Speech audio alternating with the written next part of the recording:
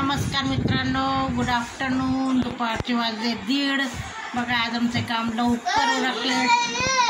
1:30 वाजेची सगळे कामं झाले. हे बघा आज हिमांशू मी दोघं मॅचिंग आहे. ब्लू कलर आहे हे बघा. तर हे बघा आमची तनुबाई बघा अभ्यास करत होती. काय माहिती काय लिहिलं तिने काय नाही काय माहीत नाही. तर आता तिचा अभ्यास झाला. आता मित्रांनो नाश्ता नव्हता. 11 वाजता मी आलती, मग चहा गरम पिलो आणि आता म्हटलं जेवायला बसू. तर आता आम्ही जेवायला बसणार आहे. धुणं वगैरे झालं, धुणं धुवून झाले. आता बघा कपडे वरले झाले. बाहेर दोरीवर जागा नाही तर गाऊन चेंज केला सध्या. तर गाऊन चेंज केला. हे बघा घरात टाकले. थोडंसं वल्लं झालं. ते वल्लं वाटत होतं म्हणून म्हटलं जाऊ दे आता घरचंच गाऊन घातलं आहे. तनुच्या पप्पांना सुट्टी आहे आज संडे.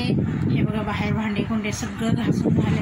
आणि काल आमच्याकडे मित्रांनो जबरदस्त पाऊस पडला बघा.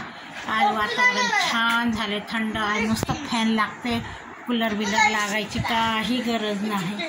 तर बघा मित्रांनो घरात पण बारीक सरजवा झाला आहे. तर आता हिमांशूला म्हटली जेवायचं आहे, चला पाणी भरत. आता हिमांशू पाण्यात तुंबली आहे बघा. पुण्यातली धनकवडी पाण्यात तुंबली आहे. पुण्यात तर लगेच थोडंसं धनकवडी ना धनकवडी काय मला म्हणता येत नाही आहे. तर ते पाण्यात तुंबली आहे. आता जाऊ दे, पुण्यात पाणी शिरते असंही पुण्यात स्टेशनला पण. तर आता बघा जेवणाचा मेनू आमचा काय काय आहे. तर आता इथे आहे रात्रीचं मला वाटतं डाळ भात.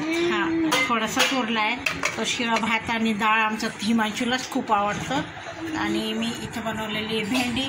हे नैवेद्य सॉरी म्हटलं तर देवाचा प्रसाद आहे, ते कोणी खाल्लंच नाही.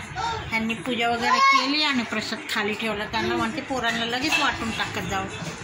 तर इथे भेंडीची भाजी केली आहे. इथे बनवलेलं आहे बुंदीचा रायता.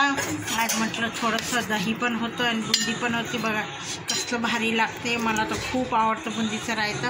काय म्हणा मित्रांनो, कोथिंबीर इतकी महाग झाली आहे की 50 रुपयाला गड्डी आहे. मग खायची का नाही सध्या आम्ही तर खात नाही. जाऊ दे, मी काय केलं तर वाळून ठेवलेली नाही.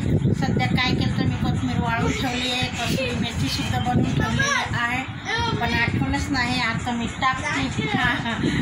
टाकते थोडीशी. आणि चला तर मित्रांनो या जेवायला खूप भूक लागली आहे.